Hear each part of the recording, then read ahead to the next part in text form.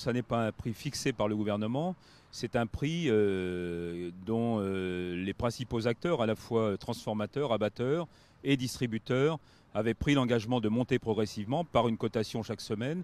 Et ils avaient pris cet engagement notamment devant le ministre de l'Agriculture. Donc on n'est pas sur un accord, on est bien sur des engagements.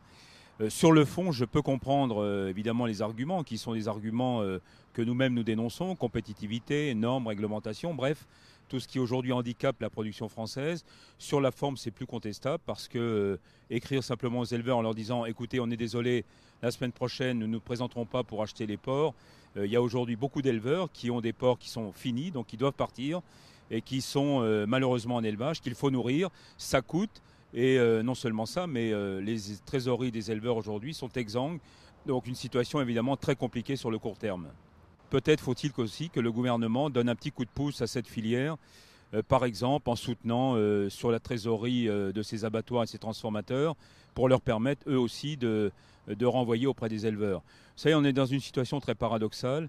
On a d'un côté des Allemands, des Néerlandais, des Polonais, voire des Espagnols, qui aujourd'hui exercent une forme de dumping, notamment aux suites de l'embargo russe qui date maintenant de plus d'un an, et finalement font du marché français, où on est un peu plus cher et donc on a des coûts de revient un peu plus importants, une forme de territoire de dégagement pour leur propre production.